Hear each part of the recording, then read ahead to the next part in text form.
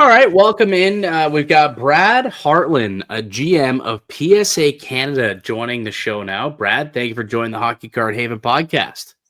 Yeah, thanks for having me. I really appreciate it. Yeah, absolutely. I mean, we caught wind a few months back that PSA was opening up a facility in Canada. I think a lot of us were really excited about it. And there's obviously been that long partnership with the Toronto Sport Card Expo and PSA, where now it's been a few years where PSA has been on location. We just had the expo this past weekend, or I guess last weekend by the time this comes out now. How would you say the expo went for you guys and kind of what did it say about the health of the hobby and grading as a whole? Yeah, after attending the expo this week, if anyone did have any doubt about the health of the hobby, it's they shouldn't at this point. It was a great success for us as a company, great success for me as a collector, and I think a great success for all the collectors out there that ventured to Toronto this weekend. So what'd you end up picking up? You got some nice pieces for your PC or anything? I did. I was unable to pick up a few things that I really wanted to. I just couldn't strike the right deal. But I did add a few really cool pieces. Hockey cards are definitely my number one passion, but I ventured over into non-sport. So non-sport has been very exciting for me as well. And my wife, Sherry, she's a TCG Pokemon collector. So she picked up some grails for her as well. So. It seems like Pokemon. Like I'm sure. I mean, how much Pokemon did you guys get this weekend? Because it feels like that market's been exploding, especially in the graded section. Yeah, for us, I would say 50-60% of the cards that are going through right now are TCG, predominantly Pokemon. Then a strong second would be hockey, and then it would trickle from there in the Canadian market. But hockey is definitely our number two after Pokemon right now. Yeah, that's awesome. I was going to bring up actually too, with the growth of hockey in Canada and even in the US too. Do you find that people in the US are starting to grade more hockey now? I don't know if you guys look at the metrics a little bit, but I find that in the US it's predominantly football, basketball, especially baseball and vintage baseball. But what are the numbers like now with hockey and the growth? Obviously, with you guys coming to Canada and doing on-site, it's awesome work from PSA, and all of us in Canada really appreciate it. Yeah, no, I love hearing that, and thank you. Yeah, hockey definitely is in fourth place volume-wise from all four major sports for us overall grading. In Canada, like I said, it's our number one, and that makes me very proud to say that. It's our number one sport card by, I'm going to say by at least 50%. But we are seeing growth in the hockey category as we are in all categories. But the vintage hockey market right now is the market I've been focusing on. I spent a lot of time with some of our big collectors and set registry guys this week. It's always something I really look forward to. And I'm going to say we have a dozen guys in Canada or more at the top of the hockey card market on the set registry. It's always fun to spend time with these guys and pick their brains and learn more, because the set registry is something that I'm very passionate about. It's something that a lot of people aren't familiar with it, but that's really kind of what gave PSA the advantage. If you go back 20, 25 years ago, the set registry was guys competing against each other, grading their cards, trying to move up spots. It's something that the newer generation of collectors haven't really dove in and paid as much attention to it as some of the old school guys, the vets of the hobby that I like to say. But yeah, these guys are passionate, and it's very fun to see. When you're sitting with a guy that has the number one set registry and number one hockey card set in 15 different years, and the guy next to him, he has the best 66 top set on the set registry.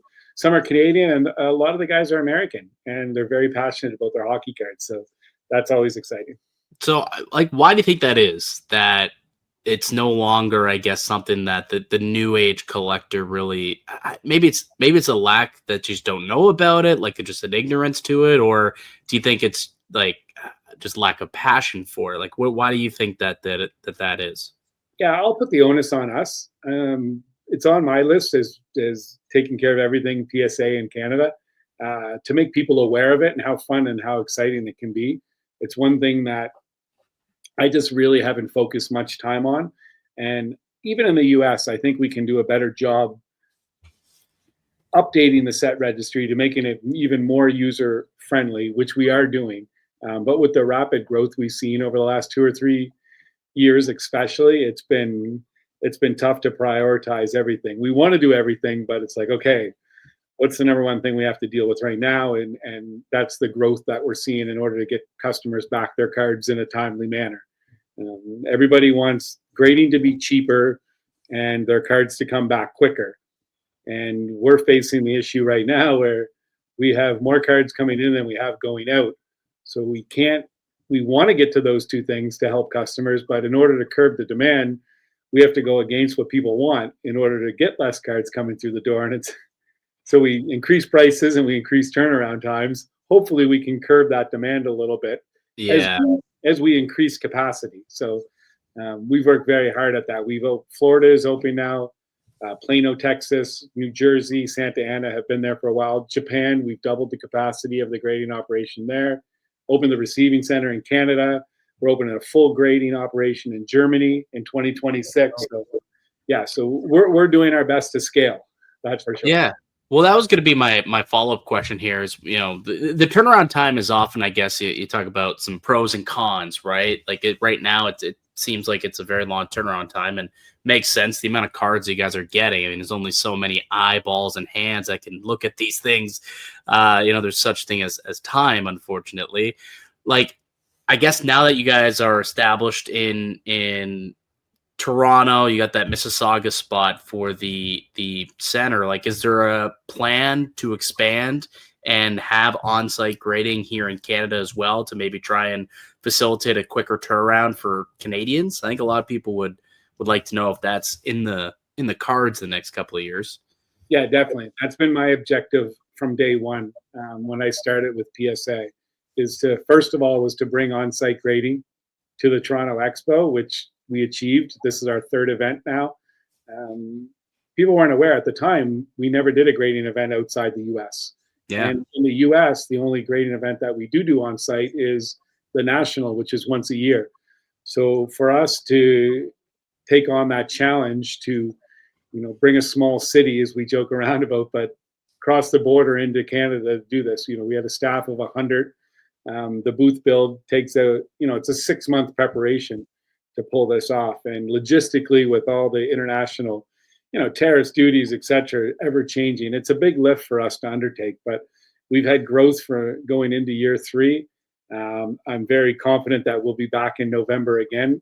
The success is there, and we can see the passion that our collector base has shown towards us at PSA. Well, I think too, even just talking to people around the floor and at the expo over the course of the last 3 years when you guys started doing on-site grading, it's been really well organized now. Like even talking to people just this last weekend, everyone was saying, oh, it was so quick. Bring the cards in. You talk to all the staff there, and the process was basically seamless to get your card graded, and the feedback from everyone was so positive. So I wanted to kind of ask and lean more into the new Mississauga facility and talk a little bit more about that too, because that was a bombshell that I was just ecstatic about as someone that loved to grade last year. And then obviously in the past 6 to 8 months kind of got stuck with PSA shutting down for us in Canada. And I want you to kind of lean into what that looks like now for collectors that are looking to get their cards graded at this new Mississauga facility, because I'm going to be one of them. I'm hoping to drop off cards next week, and I'm really excited. Yeah, no, my first reply will be thank you for the kind words. I love hearing that positive feedback. As we all know in this space, sometimes the negative feedback, it's the headlines and it's out there and you see it, but we have a very passionate collector base, and something I'm very proud of. And the team that came up, we have a lot of new people. There's people changing. We're adding people. It's very nice to hear that feedback. So thank you for saying that. In regards to the receiving center, so now all packages, we launched 2 things. I should start with this. On October 20th, we opened the doors to the receiving center, but we also launched which we call the OSC, which is our online submission center. So that took over, I'm going to say about 12 months to actually officially, launched from start to finish, and that was our product and tech team had to do a lot of work on the back end. It does mirror the US one. So if you're in Canada now, you go to psacard.com, you automatically get redirected to the Canadian site. So part two of that is it's fully bilingual with French and English.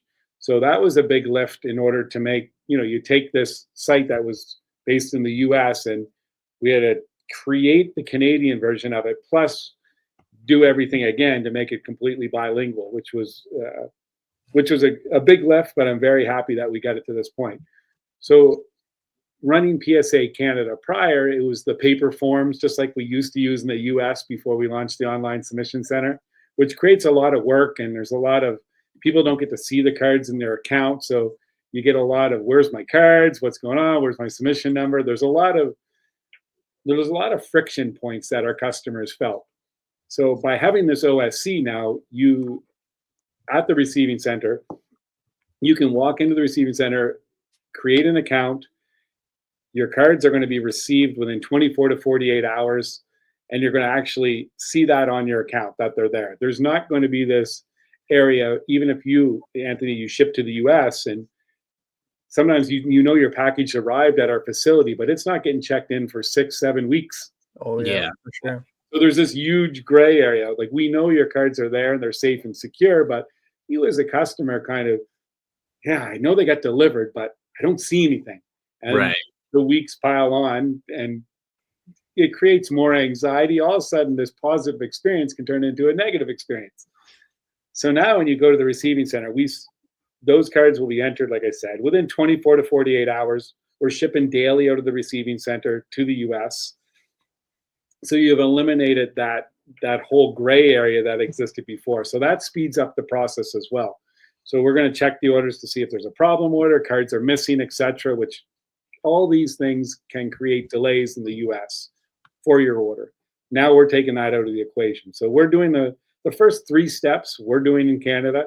We send them for grading. Once they're graded and assembled, they ship back to us, and then we fulfill your order and we ship it back to the customer. So now you also no longer have to worry about, even pre-tariff, there's still customs duties, etc., all these different things that the customer had to deal with. You don't have to worry about any of that anymore. We take that onus all on us as a company. So you simply drop off or mail your cards to Mississauga. You'll see them in your account. You'll see them coming back, and you simply pay the grading fee and your provincial tax, and that's all you have to worry about.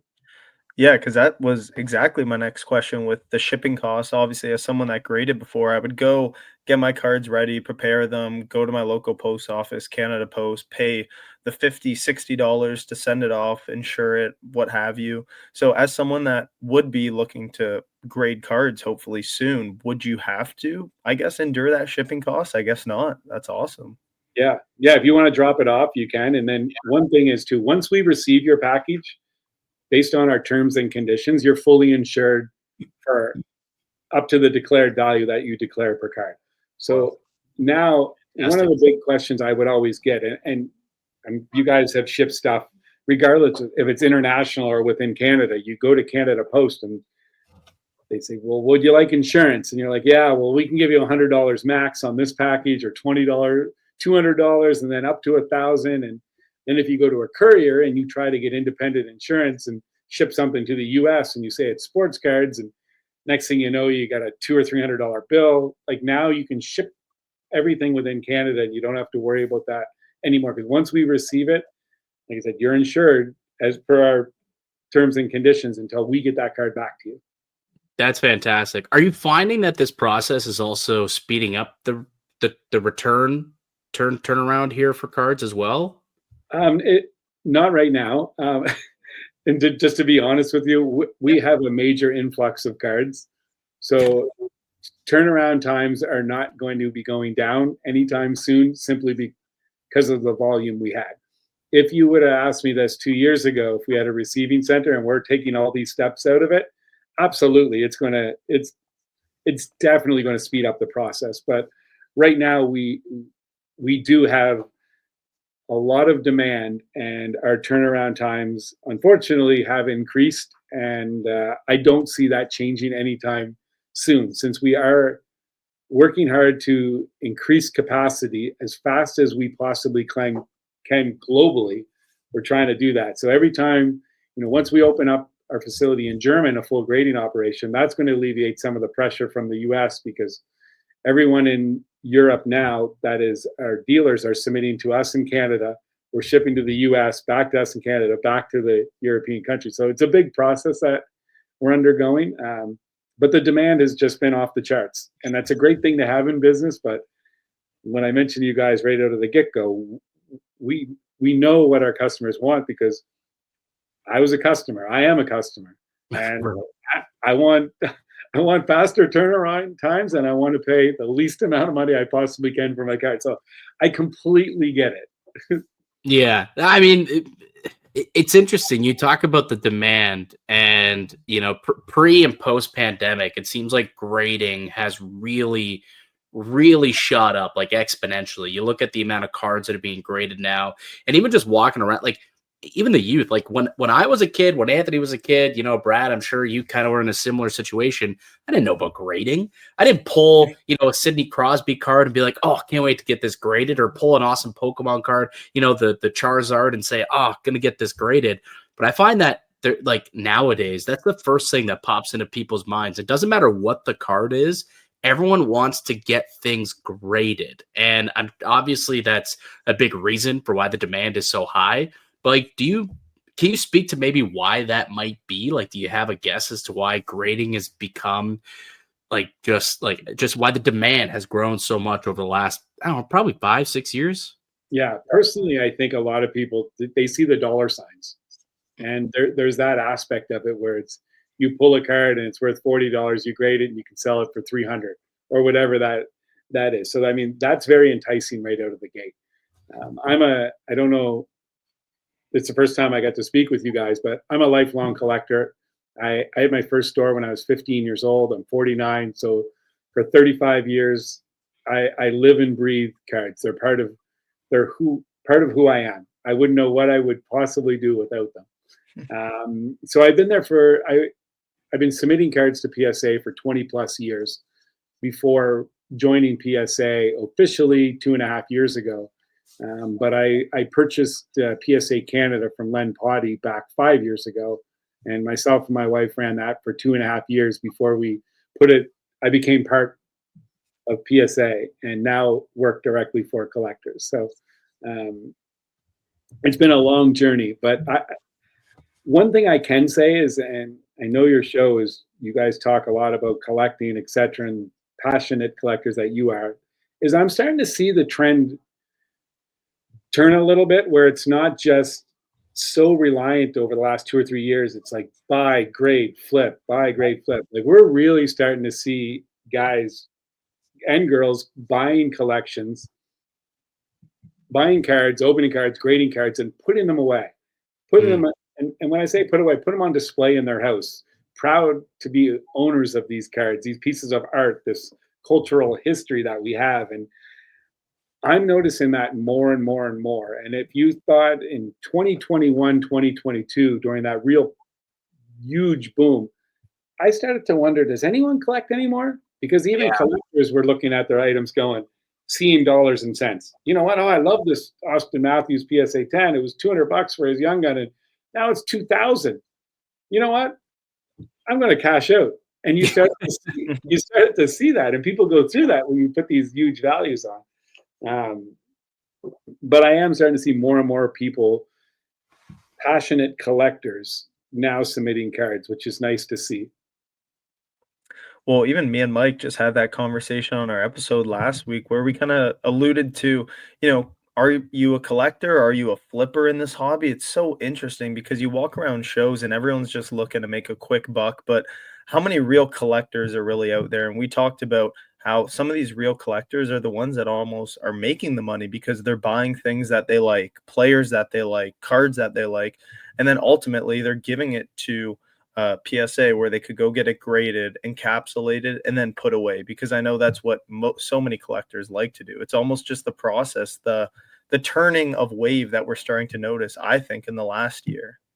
Totally agree with you. I sat there Friday night at dinner with five of the largest hockey card collectors, like I mentioned, in Canada. And they're passionate. They love it. They collect. But at the same time, they're still flippers because they're buying and selling and improving their collection, and Right.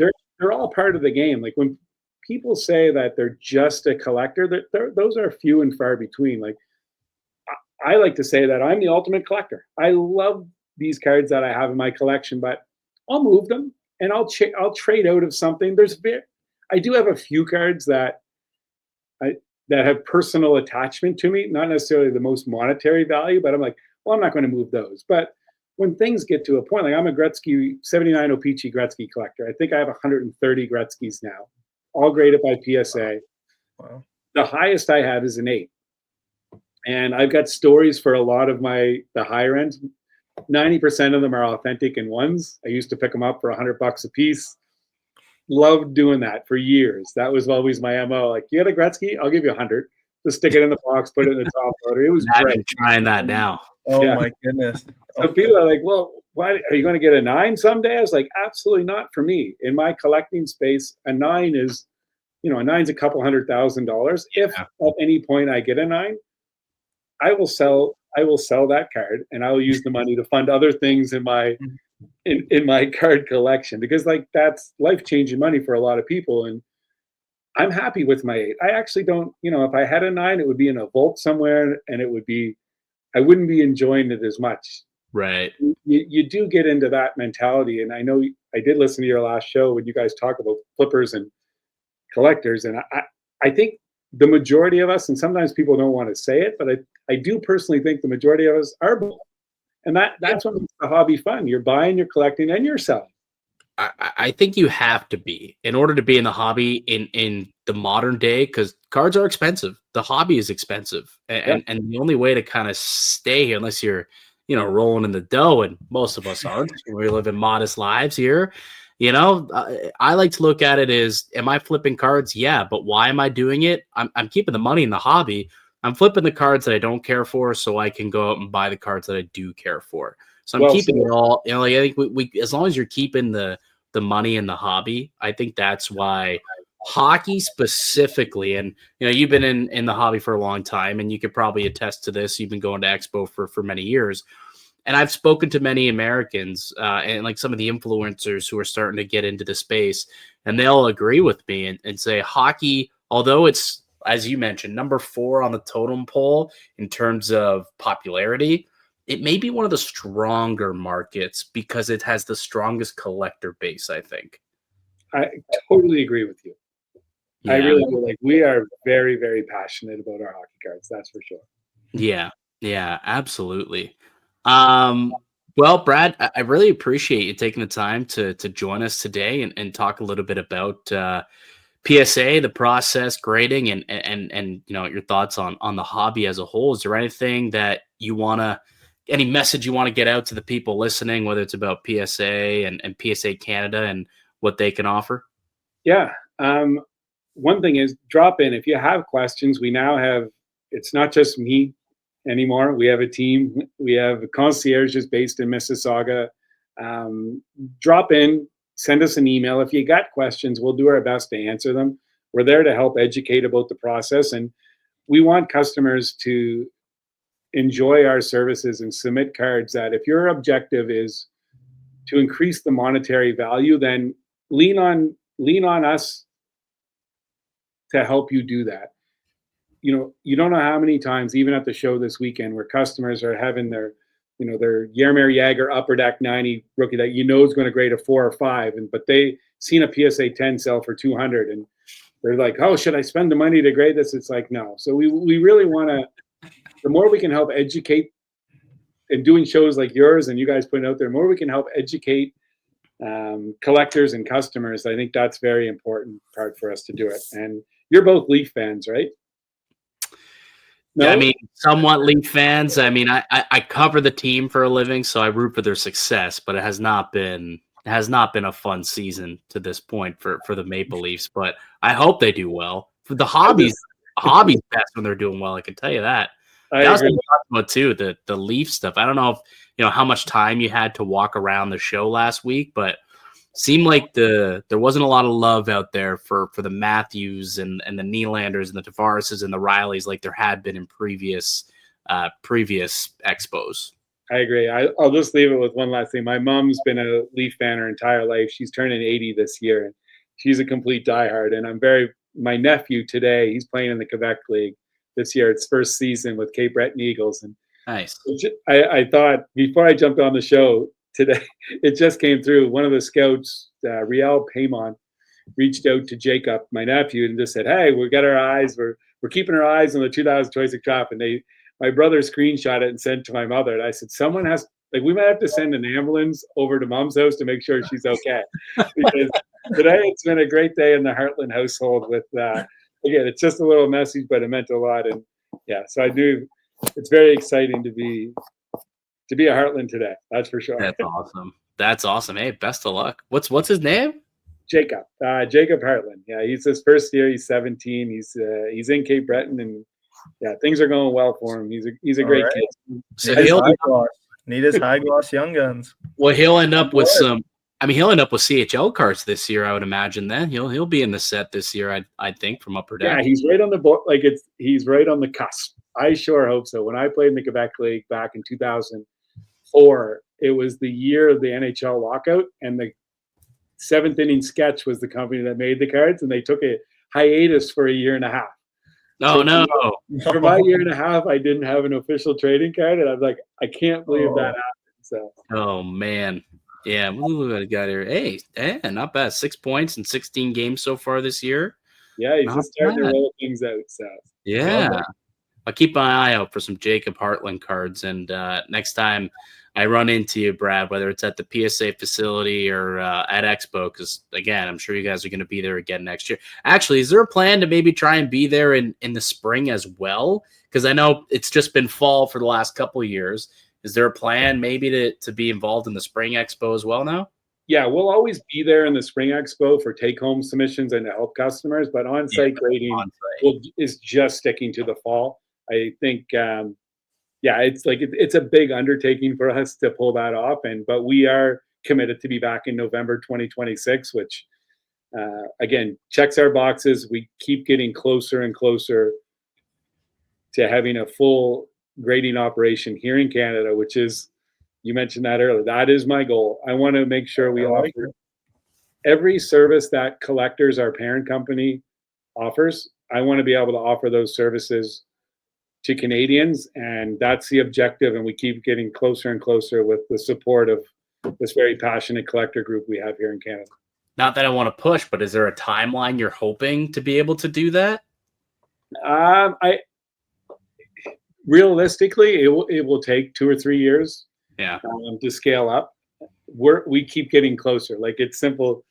If the numbers make sense, we'll get the green light, like in any business, and our numbers keep on increasing. We keep climbing up the ladder. So that's what happened in Japan. It was like, oh, let's see what happens. And they hit this number, and we built a grading facility. And then once that happened, then the numbers doubled, even tripled from that point when the grading facility was there. So that's the equation I'm trying to figure out. How many people aren't submitting because the cards are still going to the US? What is that number? What's that lift we'll get? So yeah, I'd imagine it's a pretty high number, because it would, allow I think it would speed up the process, one, and also just so you don't have to send things so far over the border. And I think it would definitely increase usage. But and our ownership group, like, I will say this, is 100% committed to the Canadian market. Love so it. As long as it makes sense on that business side, we have the support of everyone in our leadership group to keep expanding in Canada. So here we come. Love it. Anthony, any final questions for Brad here? No, that's it. I can't wait to, obviously we're going to schedule a visit at the PSA facility soon. I know we were talking about that. I know me, Mike, and our producer, Brandon, are looking forward to that. And I'm looking forward to dropping some cards off Monday. So I got a couple Nylanders. I need them to do better. So come off. Awesome. I'll see you guys there. All right. Thank you so much. Brad Hartline, GM of PSA Canada. Thank you for stopping by, and hopefully we'll do it again soon. Thanks, guys. Take care. All right, really big thank you to Brad Hartline, GM at PSA Canada, for taking the time to join us on the podcast. Really fun discussion that we just had with him. Let me know what you guys enjoyed from that chat from with Brad. I'm curious, Anthony, anything kind of stick out to you that you learned from our discussion we just had there? I mean, I think the number one thing that he alluded to, I know he didn't want to give us a date. I was waiting for him to drop a date, but Wow. on-site grading in Canada is just awesome news, especially that Well, knowing that the wheels are moving and he's looking forward to it and he's hoping that, the numbers keep creeping up so that they could kind of get the green light to start getting that done is just very exciting. And even just a side note too, knowing that PSA Canada is also there for you as a collector. I feel like that's something he wanted to get across. Just talking people through their submission. You should grade this. You shouldn't grade this. And I feel like that's kind of the conversation that people have is it's always the collector versus PSA. And you hear these horror stories all the time that are one in every, couple thousand. Things happen. Things totally happen, but I feel like that's why PSA has that insurance process that he talked about, and it seems like PSA is there for you, which I'm all for it. Yeah, it was interesting. We ended up chatting a little bit after we stopped recording, and I think that was when we were getting into the insurance situation. And this is a big conversation because Jeff Wilson, if you recall, a couple weeks ago, he put out a sport card investor. He put out a whatever note on Facebook, Twitter, whatever, on social media saying like, I got the best email ever. PSA upcharged me on my latest submission. And it really created a big roar of whether or not is it good to have an upcharge? Should you feel good about it? Should you feel bad about it? Is it good or bad that they do this in general? And again, I wish we were still recording. It was just kind of an organic conversation that came as we were saying bye to Brad. But essentially, and I think we're going to try and get him on the show again. He can explain it in his own words. But he said the reason why they have these upgrades is to protect the collector, to protect the card, because what it does is it now sets a new precedence for insurance.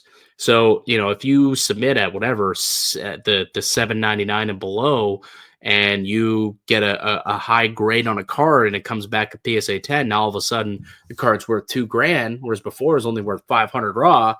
Now by upcharging, you get that it upgrades your insurance, right? Now all of a sudden you're insured for the higher end of what that card is worth instead of just $700, which is what that other one has in that section or whatever you want to call it. But I think that was interesting.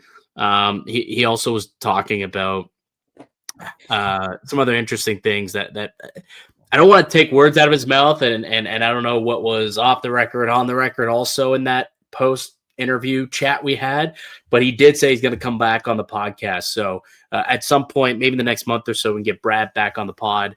And he's a huge collector. That's what I like. He's a big time collector, and it's not just that he works for PSA. He's a hobbyist as well. So we're definitely gonna have Brad on again. So thank you so much for joining us.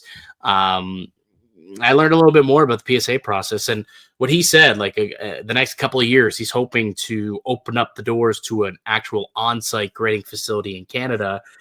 He said, hopefully, we can generate more people looking to grade once it's on site. And I'm one of those people. Like a big reason why I don't grade a whole lot. I grade sometimes, but not very often. Big reason for it is because I don't have the patience for the turnaround.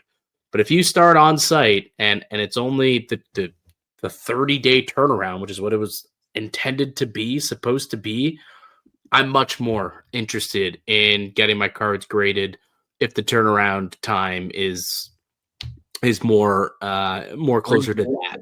Yeah, reasonable. Like right now, it's a long time for me. And the market, the way it yo-yos, goes up and down. I'd rather have the cards on me than not on me, so I can capitalize when it's up.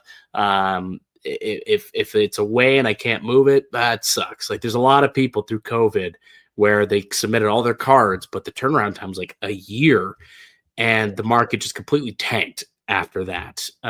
So yeah, it's interesting, like the amount of people that sent away, Laffy and Zegras tens, hoping that when they come back they'd be $500-$600 cards because that's what they were selling for. By the time they came back, the market was in the gutter, and all of a sudden, those cards were worth next to nothing. But hopefully, again, those turnaround times can pick up once they get to Canada, and if there's within the next couple of years, if it can get here, the on-site grading, that'd be awesome. That really, really would be cool. So again, thanks to Brad for the chat. Really enjoyed it. And we'll definitely have another discussion with him later on in the next month or so. Get into some more stuff with Brad. Maybe we start doing some more interviews too on the podcast in general. I think you were saying a listener came up to you and told you that they would love to hear from some other voices within the hobby. So I think that might be part of our goal kind of heading into 2026, I guess, is to get more voices on the podcast. All right, Anthony, a couple things that we want to get into also on top of today's show. We teased it last week on the podcast, how you kind of like, we talked about what did we learn, and something you brought up to me that you want to have a discussion on. I'm kind of curious to see where you're going to go with this, but you shot a text into our Hockey Card Haven group chat, just basically saying like, man, eBay's become an unreliable comping source. And I'm curious kind of what prompted that text and why. So I'll kind of give the floor to you. Like what happened and why are you kind of down on eBay as a comping method after being kind of the industry standard for so many years, the eBay sold listings? Now you're a little gun shy on eBay listings. What's up? It just feels like, especially where it all started at the Toronto Sports Card Expo, when I was set up, every single person that came up to me just showed me a different comping method when they were looking at a card that I had, that they had.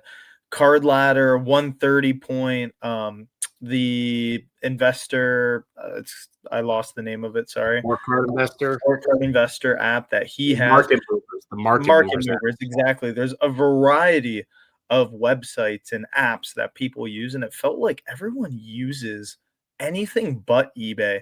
And I kind of felt like I was on an island, because after 2 days at the expo, Thursday, Friday for sure, I remember this clear as day, Friday night going home and thinking like, am I the only one that's still comping on eBay? Because I would have a card listed for $100. eBay shows no sales in the past 2 months, and I'm like, you know what? $100 is fair, market value. Someone shows up. Oh, there's been 6 sales on all different platforms. Here they are, $65, $74, nowhere near $100, and I'm just kind of sitting there like a yo-yo, thinking, are all my cards priced wrong? Do people know something that I don't?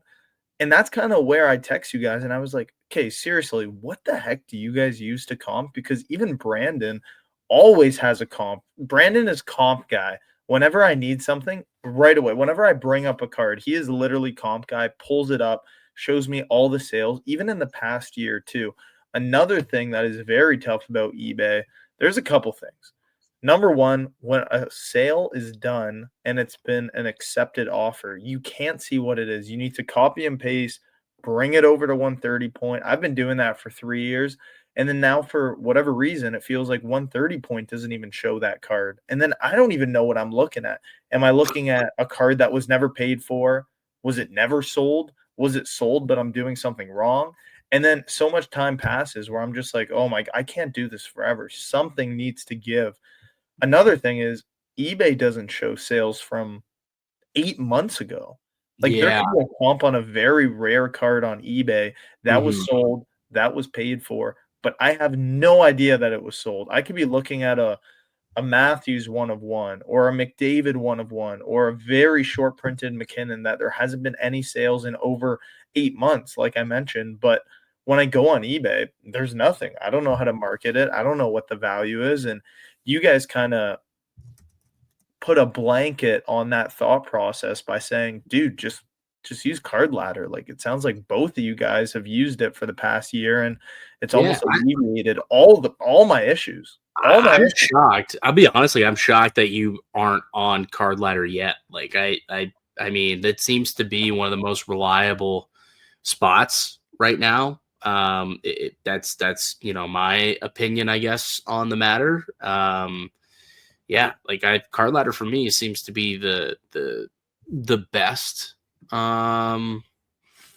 I just think that it does a really good job of telling you the history of sales. And also when they show you sold listings, it also shows you completed sales that and that are like actual sales that were paid for and completed. Where eBay, there's a lot of shilling going on these days on eBay where not necessarily every sale is being paid for. And that's kind of a big problem, I think, in the hobby right now is shill bidding, especially with a lot of these companies that like these auction companies that they have their cards up and people are getting some friends to go and bid up on cards, or they own a specific card that they want to sell, so they go ahead and they start bidding up cards elsewhere and then not paying for them. And I think that creates a bit of a falsehood on prices of cards. Market manipulation ultimately is kind of the buzz phrase when it comes to that. And I think eBay, you can't spot that as well as you can spot it with Cardladder. I think that, it just gives you more, I guess, of a realistic idea of what cards are worth. And it gives you an idea of what those super difficult cards are. Like, again, you said, yeah, there haven't been any sales on this card. It's not showing up on eBay. Well, if there's been sales in the last 10 years, it's going to show up on Cardladder, right? Like there's plenty of cards that are numbered where it's like, yeah, there may not be a sale on this, but this is a comparable card. Or yeah, there's a sale, but it was 2023, but his market has doubled since then. So it's probably, in this range. Like you can make that determination as well based off of the previous history. So for me, I think Cardladder is probably, personally, and they're not a show sponsor, but love them to be. Let us know if you want to get in business. But to me, it's become probably the more reliable comping source as opposed to eBay sold listings, in my opinion. I mean, I don't know what I'm gonna do. I feel like I have to make some sort. I don't know how you're not on it. Like and I keep telling everyone asks me because I have the amount of times people are like, oh, how do you comp? Where do you comp? And I tell them, well, there's multiple sources, right? eBay sold listings, 130 point. Those are the free ones.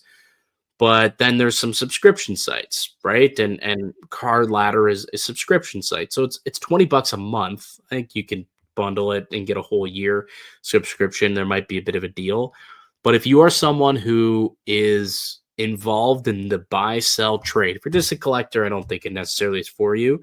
But if you at any point are a buy-sell trader, a flipper, someone who sets up at shows, someone who goes to shows to buy, I think it's almost mandatory. Like it's just like, I don't know how you don't have it yet. I'll be honest. That's wild to me that it's 2025. You've been in this game for 5 years and you've yet to bite the bullet and pull the trigger on Cardladder. It's insanity, Anthony. Insanity. We'll see. You should get in it. You should get into it. Day one. Day one guy. You gonna get in on it starting tomorrow? Tomorrow's a new day. We'll see. What's holding you back? I think it's a little bit of an expensive service. Like $250, I'd imagine, is a little bit expensive. I mean, sure, over the course of a year, $20 a month, especially having comps and be able to look at stuff, like you ultimately do make that money back. But with the services that eBay and 130 point provides, I mean, obviously I'm missing out on Cardladder. But they don't provide that service for you, though. You're finding it very difficult to find proper comps. Whereas Brandon, Mr. Comp, Mr. Reliable, he always has a comp. Why? It's on Cardladder. The comps are there. So I think you're getting what you pay for at the very least. Someone like yourself, though, that it like sets up at shows and goes and buys, and you're trying to, buy low, sell high, figure out market prices of everything. I think it's almost a mandatory tool for vendors. I'll say. I think it's a mandatory tool for vendors to have it, in my opinion. But everyone's different. Everybody is different. You also want to get into discussion about Crosby and his market being on the rise a little bit here. And what was the graphic you saw? So it was a conversation talking about Crosby's market in the past 2 weeks and how it's grown so much. And they've had a little bit of first, hot start to the first 20 games, and that has reflected Crosby's market. I do think that ultimately he is a safer investment, but in in return, we've also seen Alexander Ovechkin cards slowly decrease. Last weekend at the expo, we also noticed not a lot of people asking about Ovechkin, and I don't know about you, but I saw more Crosby cards come out of showcases. People looking to buy him, especially right now. I know the Gong Show, they talked about, I believe it was Phil, looking to buy a Crosby Seismic Gold PSA 10, I believe was the card.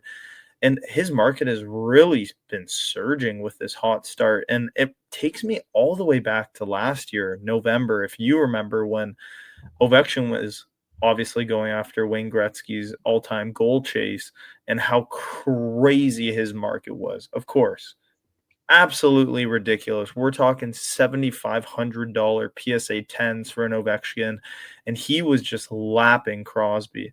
Now we're kind of starting to see the pullback of Ovechkin and the rise of Crosby. So it's kind of that conversation of, would you be picking up Ovechkin stuff right now? Because it feels like over the past 3-4 years, when Crosby's surging, Ovechkin's market is dropping. And then now when the opportunity for Ovechkin's cards at a discounted price arise, should you be buying in, or should you kind of be panic selling Ovechkin? Well, I wouldn't panic sell any Ovi, but is his prices declining, or is it going back to where it should be after the spike when he broke the record and was approaching the record? Like, I think that's where, like, I don't think it's lower than it was 2 years ago. I think it's basically where it was before the goal chase hype boosted his hobby market extremely high. I think it's just settling back to where it was pre record chase, if that makes any sense. Like, I'm looking at his Cardladder index currently, and I think OV over the last month, you see a 2% or 1.5% loss in growth according to Cardladder. So 1.5%. That's not a crazy amount of loss for his card index. I would say over the course of the last month. I could change that and see, maybe we could look in the last 6 months. It might be less, 5% loss in the last 6 months. But what do we look at 2 years? Yeah, 2 years, 23% growth in the last 2 years. So even the last year, 46% growth from November of last year to now. So yeah, there's a dip from when he was on that chase back in April, May of last year. I guess it was like late March, April, but it's kind of still pretty good. Like only a 5% dip in the last 6 months, which isn't terrible, all things considered, where his market could be after breaking an all-time record. I think going 5% down from the all-time highs is actually just, it's settling into a nice spot. So I don't know if it's necessarily a spot where it's like, oh, his cards are down massive, buy, or it's absolutely teetering, going off a cliff, you should panic sell. I think it's just kind of, it's getting back to where it should be at this point. Got a little high during the goal chase, but now it's teetering, but now it's kind of leveled out over the last couple months. Again, last month, 2% difference, 1.5% difference in his card values. I think it's leveled to where it's going to be right now. Crosby, on the other hand, his market is high. The last calendar month, 16% growth in his card index over the last calendar month. So that's quite high. If you want to go back to a year ago, 22% growth in his card index. From 6 months ago, 27% growth in his card index. So Crosby's market starting to uptick, but I think Crosby's market has always been quite low. And now it's like, okay, it's finally getting the love it deserves, maybe. Like now it's catching up to Ovechkin's market, which was already high because of the goal chase. So I think that these are two of the best players of all time. I think they're always buys. If you can get into them at market values, I don't see either market cratering anytime soon, and probably will just continue to go up as they get late into their careers, and eventually they'll be in the Hall of Fame and be known as, both of them top 10 players of all time. Easily. Yeah. Yeah.